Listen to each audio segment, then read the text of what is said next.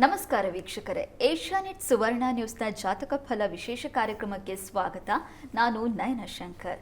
ಇವತ್ತು ದೀಪಾವಳಿ ಅಮಾವಾಸ್ಯೆ ಇದೆ, ಅದರ ಜೊತೆಗೆ ಮಂಗಳವಾರ. ಈ ದಿನದ ವಿಶೇಷತೆ ಏನು, ದೀಪಾವಳಿ ಅಮಾವಾಸ್ಯೆಯ ದಿನ ನಾವು ಯಾವ ರೀತಿ ದೇವರ ಅನುಷ್ಠಾನವನ್ನು ಮಾಡಬೇಕು, ಅದರ ಜೊತೆಗೆ ನೀವು ಕಳಿಸಿರುವಂಥ ಸಂದೇಶಗಳಿಗೆ ಪರಿಹಾರವೇನು, ದ್ವಾದಶ ರಾಶಿಗಳ ರಾಶಿಫಲ, ಈ ಎಲ್ಲ ಮಾಹಿತಿಯನ್ನು ಇವತ್ತಿನ ಸಂಚಿಕೆಯಲ್ಲಿ ನೋಡ್ತಾ ಹೋಗೋಣ. ಇದೀಗ ನಮ್ಮ ಜೊತೆ ಖ್ಯಾತ ಜ್ಯೋತಿಷಿಗಳಾಗಿರುವಂತಹ ಶ್ರೀಕಂಠ ಶಾಸ್ತ್ರಿ ಅವರಿದ್ದಾರೆ. ಬನ್ನಿ ಅವರನ್ನ ಕಾರ್ಯಕ್ರಮಕ್ಕೆ ಸ್ವಾಗತಿಸೋಣ. ಶಾಸ್ತ್ರಿಗಳೇ, ಕಾರ್ಯಕ್ರಮಕ್ಕೆ ಸ್ವಾಗತ. ನಮಸ್ಕಾರಗಳು. ಶಾಸ್ತ್ರಿಗಳೇ, ಮಂಗಳವಾರ ಜೊತೆಗೆ ದೀಪಾವಳಿ ಅಮಾವಾಸ್ಯೆ ಬೇರೆ ಇದೆ, ಈ ದಿನದ ವಿಶೇಷತೆಯನ್ನು ತಿಳಿಸ್ಕೊಡೋದಾದ್ರೆ? ಶ್ರೀ ಗುರುಭ್ಯೋ ನಮಃ. ಹರಿ ಓಂ.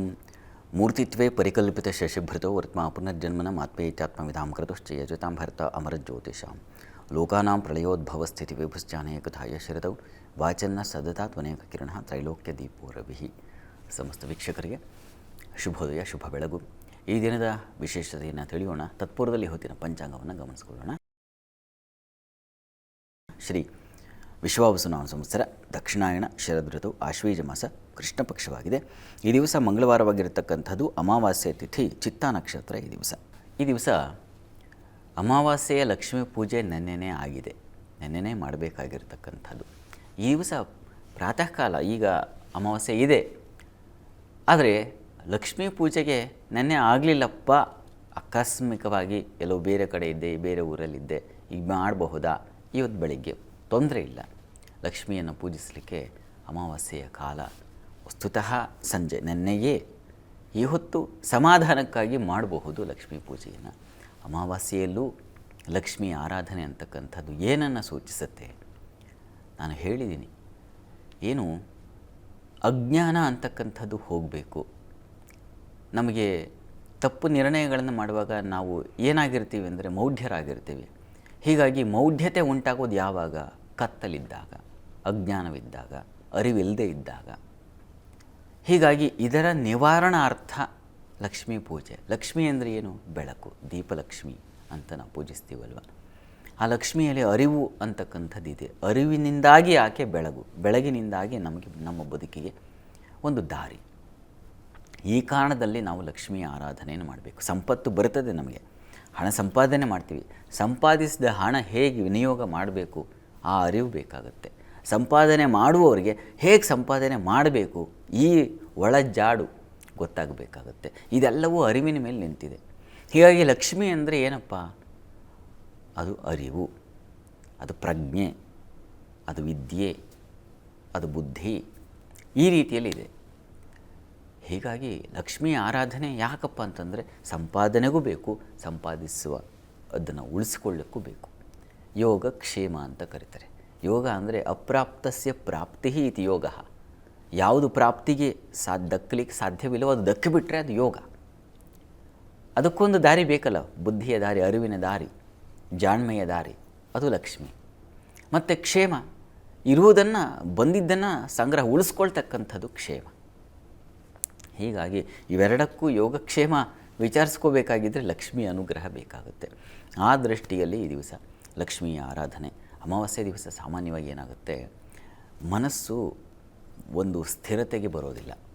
ಮನಸ್ಸು ಸ್ವಲ್ಪ ದುರ್ಬಲವಾಗುತ್ತೆ, ಮಂಕಾಗಿರುತ್ತೆ, ಆಲೋಚನಾ ಶಕ್ತಿ ಕಳ್ಕೊಂಡು ಬಿಡ್ತೀವಿ. ಯಾವಾಗ ನಮಗೆ ದುರ್ಬಲತೆ ಬರುತ್ತೋ, ಯಾವಾಗ ರೋಗ ಒಂದು ಸೇರುತ್ತೋ ಆಗ ಟ್ರೀಟ್ಮೆಂಟ್ ಬೇಕಾಗುತ್ತೆ. ಯಾವಾಗ ನಮ್ಮ ದೇಹ ಸ್ವಾಸ್ಥ್ಯವನ್ನು ಕಳ್ಕೊಳ್ಳುತ್ತಪ್ಪ, ಆಗ ವೈದ್ಯರ ಬಳಿಗೆ ಹೋಗಿ ಅದಕ್ಕೇನು ಚಿಕಿತ್ಸೆ ಅದು ತಗೊಂಡು ನಾವು ಮತ್ತೆ ಚೇತರಿಸ್ಕೊಳ್ತೀವಿ. ಅದೇ ರೀತಿಯಲ್ಲಿ ಚಂದ್ರ ಮಂಕಾಗಿರುವಾಗ ಮನಸ್ಸು ದುರ್ಬಲವಾಗುತ್ತೆ, ಮನಸ್ಸಿಗೆ ರೋಗ ಅಂಟುತ್ತೆ. ಇದರ ನಿವಾರಣೆಗೆ ಆ ಚಂದ್ರ ಸಹೋದರಿಯಾಗಿರ್ತಕ್ಕಂಥ ಮಹಾಲಕ್ಷ್ಮಿ ಪ್ರಾರ್ಥನೆ ಮಾಡಬೇಕು. ಚಂದ್ರನ ಪ್ರಾರ್ಥನೆಯನ್ನು ಮಾಡಬೇಕು. ಚಂದ್ರ ಪ್ರಾರ್ಥನೆ, ಲಕ್ಷ್ಮಿ ಪ್ರಾರ್ಥನೆ ಎರಡೂ ಬೇರೆಯೇ ಅಲ್ಲ. ಇಬ್ಬರು ಒಟ್ಟಿಗೆ ಹುಟ್ಟಿದವರಲ್ವಾ. ಸಮುದ್ರ ಮಂಥನ ಮಾಡುವಾಗ ಚಂದ್ರ ಬಂದ ನಂತರದಲ್ಲಿ ಲಕ್ಷ್ಮಿ ಬಂದಳು. ಹೀಗಾಗಿ ಅವರಿಬ್ಬರು ಆ ಹಾಲುಗಡಲಿನ ಉತ್ಪನ್ನಗಳು. ಹೀಗಾಗಿ ಬೇಕು, ಅವರಿಬ್ಬರ ಅನುಗ್ರಹ ಇದ್ದಾಗ ಮನಸ್ಸಿಗೆ ಬಂದಿರತಕ್ಕಂತಹ ರೋಗ ನಿವಾರಣೆಯಾಗುತ್ತೆ. ನಿಜವಾಗಿ ಚಂದ್ರನ ಆರಾಧನೆ ಅಂದರೆ ಚಂದ್ರನ ಆ ಒಂದು ದುರ್ಬಲತೆಯನ್ನು ನಾವು ಹೊರಗೆ ಬರಬೇಕು ಅಂತಂದರೆ ಲಕ್ಷ್ಮಿ ಪ್ರಾರ್ಥನೆ ಮಾಡೋದರಿಂದಾಗಿ ಲಕ್ಷ್ಮಿಯ ಅನುಗ್ರಹ ಉಂಟಾದರೆ ಮನಸ್ಸು ಕೂಡ ಅರಳುತ್ತೆ. ಅಲ್ಲಿ ಎಲ್ಲಿ ಅರಳುವಿಕೆ ಇದೆಯೋ ಅಲ್ಲಿ ಲಕ್ಷ್ಮಿ ಇದೆ ಅಲ್ವಾ. ಈ ದೃಷ್ಟಿಯಲ್ಲಿ ಲಕ್ಷ್ಮೀ ಆರಾಧನೆ ಮಾಡಬೇಕು. ಮಂಗಳವಾರವೂ ಆಗಿದೆ. ಈ ದಿವಸ ಲಲಿತಾ ಸಹಸ್ರನಾಮವನ್ನು ಹೇಳ್ಕೊಡಿ. ನೋಡಿ, ನಾವು ಸುಮ್ಮನೆ ಸ್ವರೂಪದಿಂದ ವ್ಯತ್ಯಾಸಗಳನ್ನು ಹುಡುಕೋದು ಅಲ್ಲ. ಲಕ್ಷ್ಮೀ, ಸರಸ್ವತಿ ಹಾಗೂ ನಮ್ಮ ದುರ್ಗೆ, ಪಾರ್ವತಿ, 3 ದೃಷ್ಟಿಯಲ್ಲಿ ನಾವು ಸಾಮಾನ್ಯ ಜನರ ಬೇಕಾಗುತ್ತೆ. ಯಾಕೆಂದರೆ ಒಂದು ನಮ್ಮ ಕಣ್ಣು ಮುಂದೆ ಇಂಥದ್ದೊಂದು ಚಿತ್ರಣ ಇದ್ದರೆ ಓಹೋ ಇದು ಅಂತ ಒಂದು ಧಾರೆ ಹರಿಲಿಕ್ಕೆ ಸಹಾಯವಾಗುತ್ತೆ. ಆ ಮಟ್ಟಕ್ಕೆ ಬೇಕು ಅದು. ಆ ದೃಷ್ಟಿಯಲ್ಲಿ ಈ ದಿವಸ ಚಂದ್ರನಿಗೆ ಗೌರಿಯ ಆರಾಧನೆಯನ್ನು ಹೇಳಿದೆ. ಹೀಗಾಗಿ ಮಹಾಲಕ್ಷ್ಮಿ ಹಾಗೂ ಮಹಾಪಾರ್ವತಿ, ಆ ಪಾರ್ವತಿ ಅವರಿಬ್ಬರ ಆರಾಧನೆ ಮಾಡುವುದರಿಂದ ನಮಗೆ ಚಂದ್ರನ ಅನುಗ್ರಹ ಉಂಟಾಗುತ್ತೆ. ಹೀಗಾಗಿ ದಿವಸ ಮಹಾಲಕ್ಷ್ಮಿ ಅಷ್ಟೋತ್ತರವನ್ನು ಹೇಳ್ಕೊಳ್ಳಿ, ಲಲಿತಾ ಸಹಸ್ರನಾಮವನ್ನು ಹೇಳ್ಕೊಡಿ. ಆ ಎರಡೂ ಅನುಗ್ರಹದಿಂದಾಗಿ ನಿಮಗೆ ಮನೋಬಲ, ಆ ಒಂದು ಮನಸ್ಸಿನ ಉತ್ಕೃಷ್ಟತೆಯ ಲಕ್ಷ್ಮಿ ಬಂದು ಒಲಿತಾಳೆ ನಿಮಗೆ. ಪ್ರಾರ್ಥನೆ ಮಾಡಿ.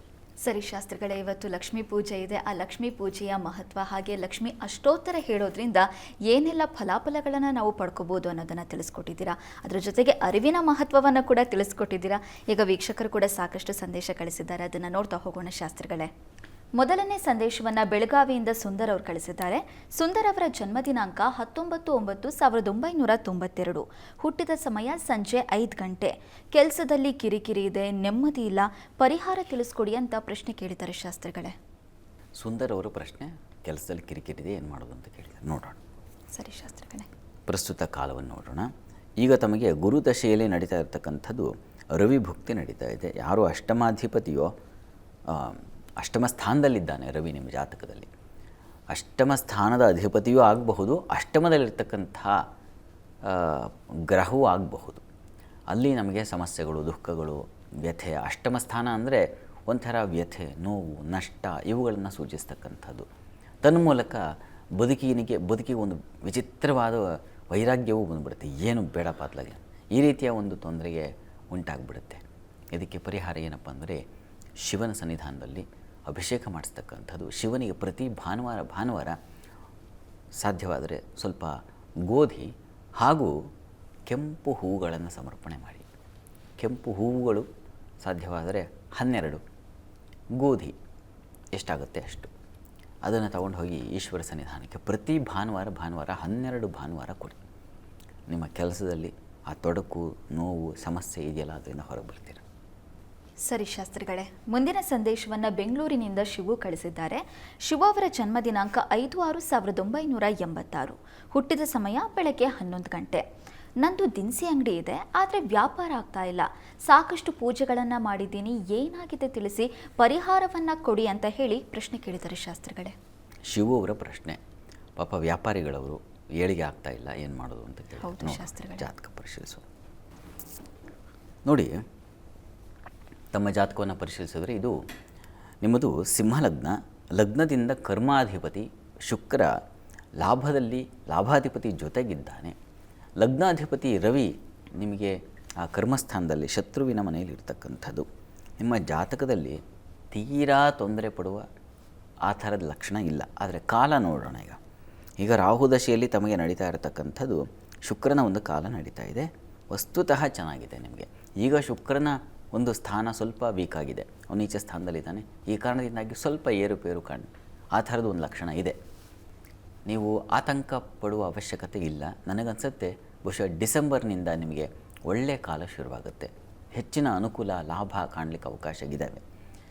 ಹೀಗೆ ಚೆನ್ನಾಗಿರುವಾಗ ನಾವು ಸ್ವಲ್ಪ ಬದಲಾವಣೆಯನ್ನು ಮಾಡ್ಕೋಬೇಕಾಗುತ್ತೆ ನಮ್ಮ ಕೆಲಸಗಳಲ್ಲಿ.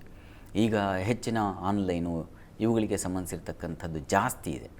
ಈಗ ಯಾರು ಅಂಗಡಿಗೆ ಬಂದು ತೊಗೊಂಡು ಹೋಗೋದು ಈ ರೀತಿಯ ಒಂದು ಸಹಜವಾಗಿ ನೋಡಿ. ವ್ಯಾಪಾರಿಗಳು 108 ಬಗೆಗಳಲ್ಲಿ ಯೋಚಿಸಬೇಕಾಗುತ್ತೆ. ಯಾವ ರೀತಿ ನಾನು ಪ್ರಾಡಕ್ಟನ್ನು ನಾನು ತಲುಪಿಸಬಹುದು. ಹೀಗಾಗಿ ನೀವು ಆನ್ಲೈನಲ್ಲಿ ಏನಾದರೂ ಸಾಧ್ಯವಾಗುತ್ತಾ ಆ ರೀತಿಯ ಹೊಸ ಆಲೋಚನೆಗಳನ್ನು ಅಳವಡಿಸ್ಕೊಳ್ಬೇಕು. ಹಳೆ ಬೇರು ಹೊಸ ಚಿಗುರು ಅಂತಲ್ವ ಇರೋದು.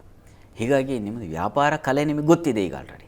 ಹೇಗೆ ವ್ಯಾಪಾರ ಮಾಡೋದು, ಎಷ್ಟು ಮಟ್ಟಿಗೆ ಯಾವ ಥರ ಕೊಡಬೇಕು, ಜನ ಯಾವುದನ್ನು ನಿರೀಕ್ಷೆ ಮಾಡ್ತಾರೆ, ಯಾವ ಪ್ರಾಡಕ್ಟ್ ಇದೆಲ್ಲ ನಿಮಗೆ ಜಾಣ್ಮೆ ಇದೆ. ಇದನ್ನು ತಲುಪಿಸುವಲ್ಲಿ ವಿಫಲ ಆಗ್ತಾ ಇದ್ದೀರ ಅಷ್ಟೇ. ಹೀಗಾಗಿ ಅದನ್ನು ಯಾವ ಥರ ಕನೆಕ್ಟ್ ಮಾಡಬಹುದಾ, ನೀವೇ ಆ ಥರದೊಂದು ವ್ಯವಸ್ಥೆ ನಿರ್ಮಾಣ ಮಾಡಿಕೊಳ್ಬಹುದಾ, ಈ ರೀತಿಯಲ್ಲಿ ಆಲೋಚಿಸಿ ಹೊಸ ಆಲೋಚನೆಯನ್ನು ಅಳವಡಿಸ್ಬೇಕಷ್ಟೇ ನೀವು. ನಿಮ್ಮ ಬುದ್ಧಿಗೆ ಸ್ವಲ್ಪ ಚುರುಕುತನ ಕೊಡಬೇಕು. ಇದಕ್ಕೇನಪ್ಪ ಅಂದರೆ ಮಹಾಲಕ್ಷ್ಮಿ ಪ್ರಾರ್ಥನೆ ಮಾಡಿ. ಪ್ರತಿ ಶುಕ್ರವಾರ ನಿಮ್ಮ ಆ ಯಾವ ದಿನಸಿ ಅಂಗಡಿ ಇದೆಯೋ ಅಲ್ಲಿ ಲಕ್ಷ್ಮಿ ಫೋಟೋ ಅಥವಾ ವಿಗ್ರಹ ಇದ್ದರೆ ಇಟ್ಟುಬಿಟ್ಟು ಅಷ್ಟೋತ್ತರ ಹೇಳ್ಕೊಳ್ಳಿ. ಕುಂಕುಮದಿಂದ ಅರ್ಚನೆ ಮಾಡಿ.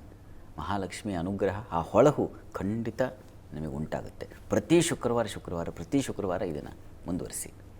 ಒಳ್ಳೆಯದು. ಸರಿ ಶಾಸ್ತ್ರಿಗಳೇ, ಮುಂದಿನ ಸಂದೇಶವನ್ನು ಹುಬ್ಳಿಯಿಂದ ಗಿರೀಶ್ ಅವರು ಕಳಿಸಿದ್ದಾರೆ. ಗಿರೀಶ್ ಅವರ ಜನ್ಮ ದಿನಾಂಕ 22/8/1993. ಹುಟ್ಟಿದ ಸಮಯ ಮಧ್ಯಾಹ್ನ 3 ಗಂಟೆ. ಕೆಲಸ ಹಾಗೆ ಆರೋಗ್ಯದ ಬಗ್ಗೆ ತಿಳಿಸ್ಕೊಡಿ ಅಂತ ಪ್ರಶ್ನೆ ಕೇಳಿದ್ದಾರೆ ಶಾಸ್ತ್ರಿಗಳೇ. ಗಿರೀಶ್ ಅವರ ಪ್ರಶ್ನೆ ಕೆಲಸ ಮತ್ತು ಆರೋಗ್ಯದ ಬಗ್ಗೆ ಕೇಳಿದಾರಲ್ಲ? ಹೌದು ಶಾಸ್ತ್ರಿಗಳೇ. ಜಾತಕ ನೋಡಿ, ತಮ್ಮ ಜಾತಕವನ್ನು ಪರಿಶೀಲಿಸಿದ್ರೆ ಇದು ಧನು ಲಗ್ನವಾಗಿದೆ. ಲಗ್ನದ ಅಧಿಪತಿ ಗುರು ನಿಮಗೆ ಬುಧನ ಕ್ಷೇತ್ರದಲ್ಲಿ ಕುಜನ ಜೊತೆಗಿರತಕ್ಕಂಥದ್ದು. ಪ್ರಸ್ತುತ ನಿಮಗೆ ಶನಿ ದಶೆಯಲ್ಲಿ ಈಗ ಶನಿ ಭುಕ್ತಿ ನಡೀತಾ ಇದೆ. ಶನಿಶ್ಚರ ನಿಮ್ಮ ಜಾತಕದಲ್ಲಿ ನವಾಂಶದಲ್ಲಿ ಉಚ್ಚಾಂಶ ತೊಗೊಂಡಿದೆ. ಒಳ್ಳೆ ಚೆನ್ನಾಗಿದೆ. ಇಲ್ಲ, ಆತಂಕ ಏನೂ ಪಡಬೇಡಿ. ನೀವು ಆರೋಗ್ಯ ನಿಮಿತ್ತವಾಗೂ ಏನೂ ಸಮಸ್ಯೆ ಇಲ್ಲ. ಕೆಲಸದಲ್ಲಿ ಸ್ವಲ್ಪ ತೊಡಕನ್ನು ಸೂಚಿಸ್ತಾ ಇದೆ. ಕಾರಣ ಕರ್ಮಾಧಿಪತಿ ನಿಮಗೆ ಅಷ್ಟಮದಲ್ಲಿದ್ದಾನೆ, ಇದು ಕಾರಣ. ಹೀಗಾಗಿ ನೀವು ಈ ಕೆಲಸ ಕಾರ್ಯಗಳಲ್ಲಿ ತೊಂದರೆ ಆಗಬಾರ್ದು ಅಂದರೆ ನರಸಿಂಹ ಸನ್ನಿಧಾನದಲ್ಲಿ ಪ್ರತಿ ಬುಧವಾರ ನರಸಿಂಹನಿಗೆ ತುಳಸಿ ಅರ್ಚನೆ ಮಾಡಿಸಿ. ಶ್ರದ್ಧೆಯಿಂದ ಪ್ರತಿ ಬುಧವಾರ ತಪ್ಪದೇ ಮಾಡಬೇಕು ಅದನ್ನು. ಅದೊಂದು ರೀತಿಯ ವ್ರತ. ಏನು, ತುಳಸಿ ಅರ್ಚನೆ ಮಾಡಿಸೋದೇ ವ್ರತ ನಿಮಗೆ. ಅದನ್ನು ಪ್ರತಿ ಬುಧವಾರ ಮಾಡ್ತಾ ಬನ್ನಿ, ಖಂಡಿತ ಅನುಕೂಲ ಆಗುತ್ತೆ. ಒಳ್ಳೆಯದಾಗಲಿ. ಶಾಸ್ತ್ರಿಗಳೇ, ಮೇಷರಾಶಿಯಿಂದ ಕನ್ಯಾ ರಾಶಿವರೆಗಿನ ಇವತ್ತಿನ ಫಲಾಫಲ ತಿಳಿಸೋದಾದರೆ? 12 ರಾಶಿಗಳ ಫಲಾಫಲ ತಿಳಿಯುವ ಮುನ್ನ ಇವತ್ತಿನ ಗ್ರಹಸ್ಥಿತಿಯನ್ನು ಗಮನಿಸ್ಕೊಳ್ಳೋದಾದರೆ, ಕರ್ಕಟಕ ರಾಶಿಯಲ್ಲಿ ಗುರು ಇರ್ತಕ್ಕಂಥದ್ದು, ಕೇತು ಇರ್ತಕ್ಕಂಥದ್ದು ಸಿಂಹರಾಶಿಯಲ್ಲಿ, ಚಂದ್ರ ಹಾಗೂ ಶುಕ್ರರ ಯುತಿಯನ್ನು ನೋಡ್ತಾ ಇದ್ದೀವಿ, ಅದು ಕನ್ಯಾ ರಾಶಿಯಲ್ಲಿ. ಇನ್ನು ರವಿ, ಬುಧ, ಕುಜ ತ್ರಿಗ್ರಹ ಯೋಗ ಇದೆ, ಅದು ತುಲಾ ರಾಶಿಯಲ್ಲಿ. ಇನ್ನು ಈ ದಿವಸ ಮಾಂದ್ಯವುದಿಯಾಗಿದೆ, ಅದು ಮಕರ ರಾಶಿಯಲ್ಲಿ. ಕುಂಭ ಮೀನುಗಳಲ್ಲಿ ರಾಹು ಮತ್ತು ಶನೈಶ್ಚರನ್ನು ಕಾಣ್ತಾ ಇದ್ದೀವಿ. ಹೀಗಿರುವಾಗ 12 ರಾಶಿಗಳ ಫಲಾಫಲ ತಿಳಿತಾ ಹೋಗೋಣ. ಮೊದಲಿಗೆ ಮೇಷರಾಶಿಯವರೆಗೆ ದಿವಸ ನೋಡಿ, ವೃತ್ತಿ ಸ್ಥಳದಲ್ಲಿ ಮಾಂದ್ಯವುದಿಯ ಆದರೆ ಸ್ವಲ್ಪ ಕೆಲಸಗಳಲ್ಲಿ ಕಿರಿಕಿರಿ ಇರ್ತದೆ. ಸಹಕಾರ ಸಿಗದೆ ಹೋಗ್ಬಿಡುತ್ತೆ, ಕಾರ್ಯಗಳು ಅಪೂರ್ಣವಾಗುತ್ತೆ. ಮಾಡಿದ ಕೆಲಸ ಪುನಃ ಮಾಡಬೇಕಾದ ಪರಿಸ್ಥಿತಿ ಬರುತ್ತೆ. ಅಯ್ಯೋ, ಮೊದಲಿಂದ ಮಾಡಬೇಕಲ್ಲಪ್ಪ ಈಗ ಅಂತ ತಲೆನೋವು ಬಂದುಬಿಡುತ್ತೆ. ಈ ರೀತಿಯ ತೊಡಕುಗಳಿದ್ದಾವೆ. ಎಚ್ಚರ ವಹಿಸಿ. ಕೆಲಸ ಮಾಡುವಾಗ ಸ್ವಲ್ಪ ಶ್ರದ್ಧೆ ಇರಲಿ. ಇನ್ನು ಉಳಿದ ಹಾಗೆ ದಿವಸ ಹೆಣ್ಣುಮಕ್ಕಳಿಗೆ ಸ್ವಲ್ಪ ತಕರಾರುಗಳು, ಸಮಸ್ಯೆಗಳು, ಜಗಳ, ಕಲಹ, ಪರಸ್ಪರ ಹೆಣ್ಣುಮಕ್ಕಳಲ್ಲೇ ಅಸಮಾಧಾನದ ಒಂದು ಕಿಡಿ ಹೊತ್ತುಬಿಟ್ರೆ ಅದು ಮತ್ತೆ ಜ್ವಾಲೆ ಆಗಿಬಿಡಬಹುದು. ಹುಷಾರು. ದಾಂಪತ್ಯದಲ್ಲೂ ಅಷ್ಟೇ ಸ್ವಲ್ಪ ಅಸಮಾಧಾನ, ಮನಸ್ತಾಪ ಸಣ್ಣ ಪ್ರಮಾಣದಲ್ಲಿ ಕಾಡುತ್ತೆ. ಕಿಡಿಯಾಗಿ ಕೆಂಡದ ಹಾಗೆ ಬಿಸಿಯಾಗಿ ಇರ್ತದೆ. ಹುಷಾರು. ಇನ್ನು ಈ ದಿವಸ ಸ್ನೇಹಿತರು, ಬಂಧುಗಳಿಂದ ತುಂಬ ಚೆನ್ನಾಗಿದೆ. ಮತ್ತು ಜಲಕ್ಷೇತ್ರದಲ್ಲಿ ವ್ಯಾಪಾರಿಗಳಿಗೆ ತುಂಬ ಚೆನ್ನಾಗಿದೆ. ಹೆಚ್ಚಿನ ಅನುಕೂಲ, ಲಾಭ ಕಾಣಬಹುದು. ಪ್ರಾರ್ಥನೆಗೆ ದಿವಸ ಗಣಪತಿ ಪ್ರಾರ್ಥನೆ ಮಾಡಿ. ಇನ್ನು ವೃಷಭ ರಾಶಿಯವರಿಗೆ ದಿವಸ ಕೆಲಸ ಕಾರ್ಯಗಳಲ್ಲಿ ಸ್ವಲ್ಪ ನಿಮಗೂ ಕೂಡ ತೊಡಕು. ಲಾಭ ಇದೆ, ಆದರೆ ಕಿರಿಕಿರಿ ಸಹಿಸೋದು ಕಷ್ಟ. ಆ ರೀತಿಯಲ್ಲಿ ಇರ್ತದೆ ಸ್ವಲ್ಪ. ಇನ್ನು ಉಳಿದ ಹಾಗೆ ಸ್ವಲ್ಪ ಹೆಣ್ಮಕ್ಕಳಿಗೆ ಮನಸ್ಸು ಚಂಚಲವಾಗುತ್ತೆ, ಏಕಾಗ್ರತೆ ಇರೋಲ್ಲ. ಕೆಲಸದಲ್ಲಿ ಒಂದು ಶಾಂತತೆ, ಮನಸ್ಸು ಅಷ್ಟೇ ಒಂದು ಶಾಂತವಾಗಿರೋಲ್ಲ. ಒಂಥರ ಏನೋ ಹೊಯ್ದಾಟ, ಆ ರೀತಿಯಲ್ಲಿ ಇದೆ ಈ ದಿವಸ. ಇನ್ನು ಈ ದಿವಸ ಸೇವಕರಿಂದ, ಸಹಾಯಕರಿಂದ ತುಂಬ ಅನುಕೂಲ ಇದೆ. ಯಾವುದಾದ್ರು ಕೆಲಸ ಹೇಳಿದರೆ ಆ ಕೆಲಸ ಅಚ್ಚುಕಟ್ಟಾಗಿ ಆಗಿರುತ್ತೆ. ಆ ಮಟ್ಟಿಗೆ ಒಂದು ಸಮಾಧಾನ ಕಾಣ್ತೀರಾ ಈ ದಿವಸ. ಪ್ರಾರ್ಥನೆಗೆ ದಿವಸ ಲಲಿತಾ ಸಹಸ್ರನಾಮ ಹೇಳ್ಕೊಳ್ಳಿ. ಇನ್ನು ಮಿಥುನ ರಾಶಿಯವರಿಗೆ ದಿವಸ ನೋಡಿ, ನಿಮಗೆ ಕುಟುಂಬ ಸಹಕಾರ ತುಂಬ ಚೆನ್ನಾಗಿದೆ. ಹಣಕಾಸಿನ ವಹಿವಾಟು ತುಂಬ ಚೆನ್ನಾಗಿರ್ತದೆ. ವಿದ್ಯಾರ್ಥಿಗಳಿಗೆ ತುಂಬ ಚೆನ್ನಾಗಿದೆ. ಮತ್ತು ಈ ದಿವಸ ಕೆಲಸ ಕಾರ್ಯಗಳಲ್ಲೂ ಕೂಡ ತುಂಬ ಚೆನ್ನಾಗಿದೆ. ಅನುಕೂಲದ ವಾತಾವರಣ. ಮಾಡಿದ ಕೆಲಸಕ್ಕೆ ದುಪ್ಪಟ್ಟಾದ ಧನಲಾಭ ಇದೆಲ್ಲ ಕಾಣ್ತೀರ. ಸ್ವಲ್ಪ ಮಟ್ಟಿಗೆ ನಷ್ಟವೂ ಇದೆ ರೀ. ವಸ್ತು ಕಳೆದು ಹೋಗ್ತಕ್ಕಂಥದ್ದು, ಮಿಸ್ಪ್ಲೇಸ್ ಆಗ್ತಕ್ಕಂಥದ್ದು, ಈ ರೀತಿಯ ಸಾಧ್ಯತೆ ಇದೆ. ಟ್ರೈನ್ಗಳಲ್ಲಿ ಹೋಗ್ತಕ್ಕಂಥವ್ರು, ಮೆಟ್ರೋ ಹುಷಾರು. ನೀವು ಪ್ರಯಾಣದಲ್ಲಿರುವಾಗ ನಿಮ್ಮ ಬ್ಯಾಗುಗಳು, ನಿಮ್ಮ ಬಿಲಾಂಗಿಂಗ್ಸ್, ಅವುಗಳ ಬಗ್ಗೆ ಎಚ್ಚರ ಬೇಕು. ಇನ್ನು ಈ ದಿವಸ ಪ್ರಯಾಣದಲ್ಲಿ ಹೆಣ್ಣುಮಕ್ಕಳಿಗೆ ಸ್ವಲ್ಪ ತೊಡಕನ್ನು ಸೂಚಿಸ್ತಾ ಇದೆ. ಹುಷಾರು. ಈ ದಿವಸ ತಪ್ಪದೇ ನೀವು ಕೂಡ ಗಣಪತಿ ಪ್ರಾರ್ಥನೆ, ಗಣಪತಿ ಸನ್ನಿಧಾನ ಗರಿಕೆ ಸಮರ್ಪಣೆ ಮಾಡಿ ಒಂದು ನಮಸ್ಕಾರ ಹಾಕಿ ಗಣಪತಿಗೆ ಅನುಕೂಲ ಆಗುತ್ತೆ. ಇನ್ನು ಕರ್ಕಟಕ ರಾಶಿಯವರಿಗೆ ದಿವಸ ಸ್ವಲ್ಪ ಸಹೋದರರಲ್ಲಿ ಅಸಮಾಧಾನ, ಭಿನ್ನಾಭಿಪ್ರಾಯಗಳು, ಸೇವಕರು, ಸಹಾಯಕರಲ್ಲೂ ಕೂಡ ಮನಸ್ಸಿಗೆ ಸಮಾಧಾನ ಇಲ್ಲ. ಅವ್ರು ಮಾಡಿದ ಕೆಲಸ ಯಾಕೋ ಸರಿ ಹೋಗಲಿಲ್ಲ, ನಾನೇ ಮೊದಲಿಂದ ನೆಲ ಒರೆಸ್ಬಿಡ್ತೀನಿ, ನಾನೇ ಕಿಟಿಗೆ ಎಲ್ಲ ಈ ಥರದ್ದು ನೀವೇ ಮಾಡಬೇಕಾದ ಪರಿಶ್ರಮ ಬಂದುಬಿಡುತ್ತೆ, ಅಂಟುಕೊಳ್ಳುತ್ತೆ. ಸಂಗಾತಿಯಲ್ಲಿ ಮನಸ್ತಾಪ, ಭಿನ್ನಾಭಿಪ್ರಾಯ ಬರುತ್ತೆ. ಏನೂ ಸಹಾಯ ಮಾಡೋದಿಲ್ಲ, ನಾನೇ ಎಲ್ಲ ಮಾಡ್ಕೋಬೇಕು, ಈ ರೀತಿಯ ಒಂದು ಇರ್ತದೆ. ಅದು ಸ್ವಲ್ಪ ಮಟ್ಟಿಗೆ ನಿಮ್ಮನ್ನು ಮನಸ್ತಾಪ ತಂದುಬಿಡುತ್ತೆ. ಈ ದಿವಸ ಕೆಲಸ ಕಾರ್ಯಗಳಲ್ಲಿ ಸ್ವಲ್ಪ ಮಟ್ಟಿಗೆ ಪರವಾಗಿಲ್ಲ, ಅನುಕೂಲದ ವಾತಾವರಣ, ಸಹಕಾರ ಸಿಗುತ್ತೆ. ಅಲ್ಲಿ ಕೆಲಸದಲ್ಲಿ ನಿಮಗೆ ವೃತ್ತಿಯಲ್ಲಿ ಸಹಕಾರ ಇದೆ. ಪ್ರಾರ್ಥನೆಗೆ ಈ ದಿವಸ ಶಿವಶಕ್ತಿಯರ ಆರಾಧನೆ ಮಾಡಿ. ಇನ್ನು ಸಿಂಹರಾಶಿಯವರಿಗೆ ಈ ದಿವಸ ಕೆಲಸ ಕಾರ್ಯಗಳಲ್ಲಿ ಸ್ವಲ್ಪ ತೊಡಕಿದೆ. ಈ ದಿವಸ ವ್ಯಯ ಪರಿಶ್ರಮ ಜಾಸ್ತಿ. ನೆನ್ನೆ ಇದ್ದ ಹಾಗೇ ಈ ಹೊತ್ತು ಕೂಡ ಸ್ವಲ್ಪ ತೊಡಕಾಗುತ್ತೆ. ಕೆಲಸ ಕಾರ್ಯಗಳಲ್ಲಿ ಏನೂ ಅಂಥ ಬದಲಾವಣೆ ಕಾಣಲ್ಲ ನೀವು. ಮತ್ತು ಈ ದಿವಸ ಸ್ವಲ್ಪ ಆರೋಗ್ಯದಲ್ಲೂ ಏರುಪೇರಾಗುತ್ತೆ. ಸ್ವಲ್ಪ ಭಯ, ಸಾಲದ ಸುಳಿ ಸಿಕ್ಕಾಕೊಳ್ಳೋದು, ಸಾಲದಿಂದ ತೊಂದರೆ ಅನುಭವಿಸೋದು, ಈ ರೀತಿಯ ಒಂದು ಸ್ವಲ್ಪ ಬಾಧೆ ಇದೆ. ಆರೋಗ್ಯದಲ್ಲೂ ಸ್ವಲ್ಪ ಯಾಕೋ ಇನ್ನೂ ಚೇತರಿಕೆ ಇಲ್ಲ, ಆ ರೀತಿಯಲ್ಲಿ ಇರ್ತದೆ. ತಪ್ಪದೆ ಆದಿತ್ಯ ಹೃದಯ ಹೇಳ್ಕೊಳ್ಳಿ, ಈಶ್ವರನ ಆರಾಧನೆ ಮಾಡಿ. ಇನ್ನು ಕನ್ಯಾರಾಶಿಯವರಿಗೆ ಈ ದಿವಸ ಕೆಲಸ ಕಾರ್ಯಗಳಲ್ಲಿ ಹೆಚ್ಚಿನ ಅನುಕೂಲ ಇದೆ. ಈ ದಿವಸ ಲಾಭವನ್ನು ಕಾಣ್ತೀರಾ. ಸ್ವೀಟ್ ಸ್ಟಾಲ್ಸ್ ಅವರಿಗೆಲ್ಲ ತುಂಬ ಚೆನ್ನಾಗಿದೆ. ಮತ್ತು ಬಹಳ ಮುಖ್ಯವಾಗಿ ದಿನಸಿ ವ್ಯಾಪಾರಿಗಳಿಗೆ ತುಂಬ ಚೆನ್ನಾಗಿರ್ತದೆ. ಈ ತೆಂಗಿನಕಾಯಿ ವ್ಯಾಪಾರಿಗಳಿಗೆ ತುಂಬ ಲಾಭದಾಯಕವಾಗಿರ್ತದೆ ಈ ದಿವಸ. ಮತ್ತು ಹಿರಿಯರಿಂದ ಸಹಕಾರ ಸಲಹೆ ಸಿಗುತ್ತೆ. ಮಕ್ಕಳ ವಿಚಾರದಲ್ಲಿ ಸ್ವಲ್ಪ ಕಿರಿಕಿರಿ ಆಗಿಬಿಡ್ಬೋದು. ಮಕ್ಕಳು ನಿಮ್ಮ ಮಾತು ಕೇಳದೆ ಅಥವಾ ಅವರ ಒಂದು ವರ್ತನೆಗಳು ಇತ್ಯಾದಿ ನಿಮಗೆ ಕಿರಿಕಿರಿ ತರಬಹುದು. ಈ ದಿವಸ ಲಲಿತಾ ಸಹಸ್ರನಾಮ ಹೇಳ್ಕೊಳ್ಳಿ. ತುಲಾರಾಶಿಯವರಿಗೆ ಈ ದಿವಸ ಪರಿಶ್ರಮ. ನಿಮಗೂ ಕೆಲಸದಲ್ಲಿ ಸ್ವಲ್ಪ ನೆನ್ನೆ ಹಾಗೆ ಇವತ್ತು ಕೂಡ ಕೆಲಸದ ಹೊರೆ ಹಾಗೇ ಇದೆ, ಕೆಲಸ ಮುಗಿತಾ ಇಲ್ಲ, ಈ ರೀತಿಯ ಒಂದು ಆತುರದಲ್ಲಿ ಕೆಲಸ ಮಾಡಿ ತೊಂದರೆ ಮಾಡ್ಕೊಳ್ಳೋ ಸಾಧ್ಯತೆ ಇರುತ್ತೆ. ಹುಷಾರು, ವರ್ಕ್ ಪ್ರೆಷರ್ ಜಾಸ್ತಿ ಇದೆ. ಇನ್ನು ಈ ದಿವಸ ನಿಮಗೆ ಆರೋಗ್ಯದಲ್ಲಿ ಸ್ವಲ್ಪ ಏರುಪೇರು ಸೂಚಿಸ್ತಾ ಇದೆ. ಹೀಗಾಗಿ ಹೆಣ್ಮಕ್ಳಿಗೂ ಆರೋಗ್ಯದಲ್ಲಿ ತೊಂದರೆ, ಗಂಡು ಮಕ್ಕಳಿಗೂ ಆರೋಗ್ಯದಲ್ಲಿ ತೊಂದರೆಗಳು, ಸ್ವಲ್ಪ ಕಣ್ಣಿನ ಬಾಧೆಗಳು ಉಂಟಾಗಬಹುದು. ಎಚ್ಚರ ವಹಿಸಿ. ಈ ದಿವಸ ಪ್ರಯಾಣದಲ್ಲಿ ತೊಂದರೆ ಇದೆ. ಮತ್ತು ಈ ದಿವಸ ಹಳ್ಳಿಗಳಲ್ಲಿ ವಾಸ ಮಾಡೋರಿಗೆ ಏನೋ ಜಗಳ ಕಲಹ ಮತ್ತೊಂದು ಬಂದುಬಿಡ್ತಕ್ಕಂಥದ್ದು ಸ್ವಲ್ಪ ವೀಕಾಗಿದೆ. ಹೀಗಾಗಿ ಏನಪ್ಪ ಮಾಡೋದು, ಅದಕ್ಕೆ ಚಂದ್ರ ಪ್ರಾರ್ಥನೆ ಮಾಡಬೇಕು. ಮುಖ್ಯವಾಗಿ ಚಂದ್ರನಿಗೆ ಅದನ್ನು ನಾನು ಆಗಲೇ ಹೇಳಿದೆ, ಮಹಾಲಕ್ಷ್ಮಿ ಹಾಗೂ ಲಲಿತಾ ಎರಡೂ ಪ್ರಾರ್ಥನೆ ಮಾಡಿಕೊಡಿ. ಇನ್ನು ವೃಶ್ಚಿಕ ರಾಶಿಯವರಿಗೆ ದಿವಸ ಕೆಲಸ ಕಾರ್ಯಗಳಲ್ಲಿ ನಿಮಗೆ ತೊಡಕೆ ಇದೆ, ಇನ್ನೂ ಚೇತರಿಕೆ ಇಲ್ಲ, ಬಲಹೀನತೆ, ಅಧಿಕಾರ ಕಳ್ಕೊಂಡ್ಬಿಡ್ತೀರಾ. ಇರತಕ್ಕಂಥ ಕೆಲಸದಲ್ಲಿ ಸ್ವಲ್ಪ ಅತಂತ್ರತೆ ಉಂಟಾಗ್ತಕ್ಕಂಥ ಸಾಧ್ಯತೆ. ಹಬ್ಬದ ದಿವಸನೂ ಕೆಲಸ ರಜಾ ಇಲ್ಲ, ಹೋಗಬೇಕಾದ ಪರಿಸ್ಥಿತಿ ಬಂದಿದೆ. ಈ ಥರದ್ದೊಂದು ತೊಂದರೆಗಳು ಇದೆಲ್ಲ ಇದೆ. ಇನ್ನು ನಿಮಗೆ ಸ್ವಲ್ಪ ಗಂಟಲು ಬಾಧೆ, ಕಿವಿ ಬಾಧೆ ಸೂಚಿಸ್ತಾ ಇದೆ. ಭಯದ ವಾತಾವರಣ ಸ್ವಲ್ಪ ತೊಡಕಿದೆ. ಇದು ದೈವಾನುಕೂಲ ತುಂಬ ಚೆನ್ನಾಗಿದೆ. ಗುರುವಿನಿಂದಾಗಿ ಸ್ವಲ್ಪ ಮಟ್ಟಿಗೆ ನೀವು ಕಷ್ಟದಿಂದ ಪಾರಾಗ್ತೀರ. ಗುರುಸ್ಮರಣೆಯನ್ನೇ ಮಾಡಿ. ಇನ್ನು ಧನುರಾಶಿಯವರಿಗೆ ಈ ದಿವಸ ಲಾಭ ಇದೆ. ಕೆಲಸ ಕಾರ್ಯಗಳಲ್ಲಿ ಸ್ವಲ್ಪ ಮಟ್ಟಿಗಿನ ಅನುಕೂಲ ಕಾಣ್ತೀರ, ಸಂಶಯ ಇಲ್ಲ. ಸ್ವಲ್ಪ ಕಿರಿಕಿರಿ ಇಲ್ಲ ಅಂತಲ್ಲ, ಆದರೆ ಪರವಾಗಿಲ್ಲ. ಬೇರೆಯವ್ರಿಗೆ ಹೋಲಿಸಿದ್ರೆ ನಿಮಗೆ ಸ್ವಲ್ಪ ಅನುಕೂಲಕರವಾಗಿದೆ. ಈ ದಿವಸ ಸ್ವಲ್ಪ ಆಹಾರ ವ್ಯತ್ಯಾಸ ಮಾಡಿಕೊಳ್ತೀರಾ. ಹಣಕಾಸಿನ ತೊಂದರೆ ಉಂಟಾಗಬಹುದು. ವಿದ್ಯಾರ್ಥಿಗಳಿಗೆ ಸ್ವಲ್ಪ ತೊಂದರೆ, ಕೆಲಸ ನಿಮಗೂ ಕೂಡ ಪರಿಶ್ರಮ ಇರ್ತದೆ ಈ ದಿವಸ. ಏನೋ ಒಂದು ರೀತಿಯ ಟಾಸ್ಕ್, ಈ ರೀತಿಯಲ್ಲಿ ಸ್ವಲ್ಪ ಭಯ, ಇವುಗಳೆಲ್ಲ ಸೂಚಿಸ್ತಾ ಇದೆ. ಇದರ ನಿವಾರಣೆಗೆ ದುರ್ಗಾ ಪ್ರಾರ್ಥನೆ ಮಾಡಿ. ಇನ್ನು ಮಕರ ರಾಶಿಯವರಿಗೆ ಕೆಲಸ ಕಾರ್ಯಗಳಲ್ಲಿ ಸ್ವಲ್ಪ ಅನುಕೂಲದ ವಾತಾವರಣ ಇದೆ. ಸಹಕಾರ ಸಿಗುತ್ತೆ. ಕೆಲಸ ಪ್ರೆಷರ್ ಹಾಗೇ ಇದೆ, ಆದರೆ ಸ್ವಲ್ಪ ಅನುಕೂಲ ಆಯಿತು ಅನ್ನೋ ರೀತಿಯಲ್ಲಿ ಮಧ್ಯಮ ಫಲ ಆಗಿದೆ. ಇನ್ನು ಈ ದಿವಸ ಸ್ವಲ್ಪ ಶ್ರದ್ಧೆಯಿಂದ ಕೆಲಸ ಕಾರ್ಯಗಳನ್ನು ಹಬ್ಬದ ವಾತಾವರಣದಲ್ಲಿ ಮನೆ ಕೆಲಸವೋ ಪೂಜೆ ಕೆಲಸವೋ ಈ ರೀತಿಯಲ್ಲಿ ಭಾಗಿಯಾಗ್ತಕ್ಕಂಥದ್ದು ಇದೆ. ಅದನ್ನು ಕ್ಲೀನ್ ಮಾಡೋದು ಮತ್ತೊಂದು ಈ ರೀತಿಯಲ್ಲಿ ಆ ರೀತಿಯ ಒಂದು ಕೆಲಸಗಳು ನಿಮ್ಗೆ ಉಂಟಾಗುತ್ತೆ. ಇನ್ನು ಈ ದಿವಸ ಸ್ವಲ್ಪ ಆರೋಗ್ಯ ನಿಮಗೆ ತೊಂದರೆ ಮಾಡಬಹುದು, ಕಣ್ಣಿನ ಬಾಧೆ ಬರಬಹುದು. ಹೀಗಾಗಿ ನೀವು ದುರ್ಗಾ ಕವಚ ಹೇಳ್ಕೊಳ್ಳಿ. ಇನ್ನು ಕುಂಭರಾಶಿಯವರಿಗೆ ದಿವಸ ಕೆಲಸ ಕಾರ್ಯಗಳಲ್ಲಿ ಹೆಚ್ಚಿನ ಅನುಕೂಲ ಕಾಣ್ತೀರಾ. ಸ್ವಲ್ಪ ಮಟ್ಟಿಗೆ ನಿಮಗೆ ಸಹೋದ್ಯೋಗಿಗಳ ಸಹಕಾರ ಇತ್ಯಾದಿ ಉಂಟಾಗುತ್ತೆ, ಸಂಶಯ ಇಲ್ಲ. ಈ ದಿವಸ ಲಾಭವನ್ನು ಕಾಣ್ತೀರಾ. ವ್ಯಾಪಾರಿಗಳಿಗೆ ವಿಶೇಷ ಲಾಭ ಇದೆ. ಈ ದಿವಸ ಹೆಣ್ಮಕ್ಳಿಗೆ ಸ್ವಲ್ಪ ಅಸಮಾಧಾನ, ಮಾನಸಿಕವಾಗಿ ಸ್ವಲ್ಪ ಬಲಹೀನತೆ ಉಂಟಾಗುತ್ತೆ. ಬಂಧುಗಳ ವಿಚಾರದಲ್ಲಿ, ತಾಯಿ ವಿಚಾರದಲ್ಲಿ ಸ್ವಲ್ಪ ಮನಸ್ತಾಪ ಉಂಟಾಗಿಬಿಡಬಹುದು.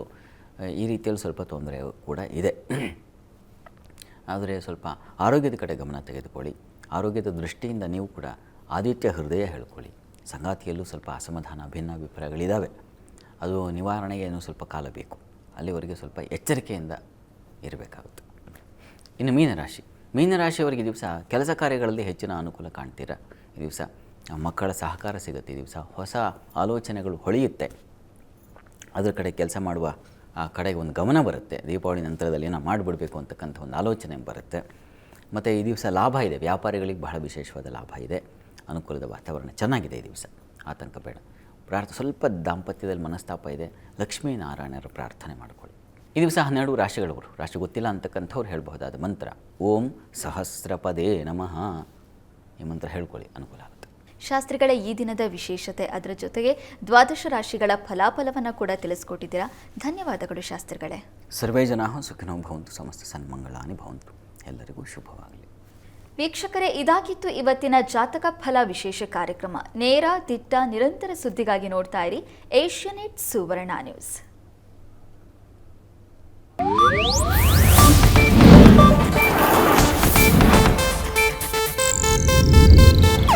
ಇದು ಏಷ್ಯಾನೆಟ್ ನ್ಯೂಸ್ ನೆಟ್ವರ್ಕ್ ಪ್ರಸ್ತುತಿ.